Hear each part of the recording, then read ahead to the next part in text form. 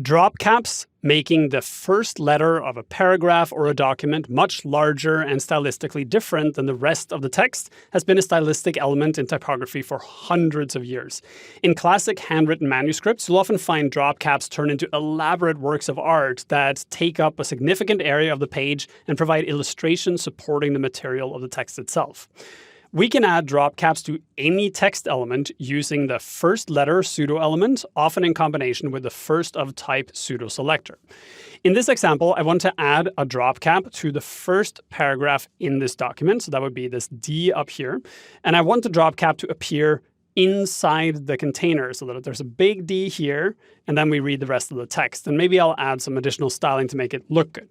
To do that, I need to target just this item, and I can do that using CSS. So I'll say I need a paragraph, and what I want is the first paragraph in the document only. So I'll say first of type. So that gives me only the first paragraph, and then inside that paragraph, I only want the first letter. So we'll use the first letter pseudo element. So first letter. In CSS, we read selectors backwards. So in this case, we are saying, give me the first letter of the first of type P. So that would be just D up here. All right, now that we have it, let's make some stylistic changes to it. The first thing I want to do is make it much bigger than the rest of the text. And here I'm going to use an M value because then I'll size the drop cap relative to the existing text. You'll remember the M value relates to the containing element. So if I set the font size here to 4M, it'll be 4 times as big as the rest of the text. So save that. And we get a much bigger D, but it's not a drop cap. It just is a very large D that doesn't fit with the rest of the content. What I need to do now is float this first letter into the rest of the content so the rest of the content wraps around it.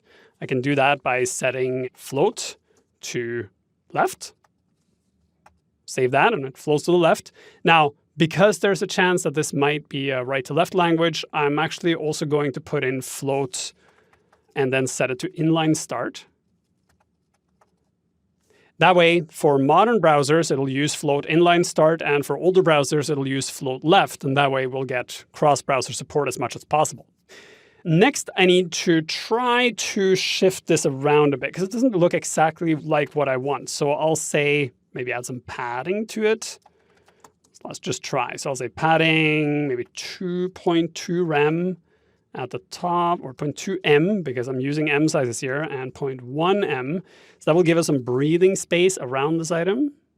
Oh, well, now it's kind of bumped in a bit.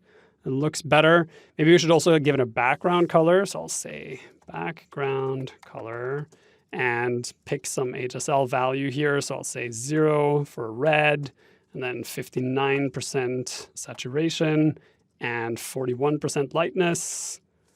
Will give us this nice red background color. Then we also need to change the foreground color to the text, and we should probably set that to white. So color white. And it's kind of butting up against the text. So I'm going to add some margin here as well. Let's see. Let's set it to 0 at the top and 0.1 M and 0. Let's see what that looks like. Now it's starting to look like something. It's not exactly what I want. Oh, that's why. There we go. So now it's really starting to look like a drop cap, right? Maybe we can bump it down a bit. So I can say 0.3 M at the top, perhaps, to see if I can. Oh, that was way too much. You're kind of getting my point here. I'm just messing around with it to see if I can get it to look roughly the way I want to. And then finally, just for some flair, I'll set a text shadow.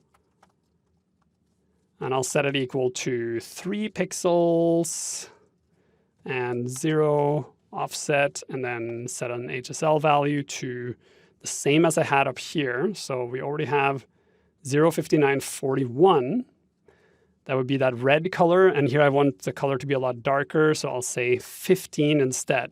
That way we get a darker version of the same color, so it's better than just putting a black drop shadow. So what we have now is a hard shadow. There's no blur in it at all. It's offset by 3 pixels, and this very much looks like a proper drop shadow. The cool thing is this drop shadow is still part of the regular text. So if I highlight the text here, I can highlight the D as well. And if someone was using a text-to-speech browser or any other assistive technology, this would still read out as drop because it's still the word drop. What you're seeing here with the drop cap is purely stylistic and imposed by CSS. It's not changing the content in any way, and I'm not adding any extra HTML to make this work. The drop cap is a great visual tool to notify the reader this is the beginning of a defined portion of the text. That said, using drop caps introduces accessibility issues because it increases cognitive load for people like me who have dyslexia and for other people with other reading challenges because it makes it a little more difficult to read the first word. It kind of looks to me like it says drop caps. So I have to really think about it to see, oh, it's a drop cap and these letters belong to each other. So in other words, use this with care and only as a stylistic extravagance when absolutely necessary. So just don't put drop caps on every single paragraph. Use it as a sprinkling of style when absolutely necessary or when you really want to make something look different.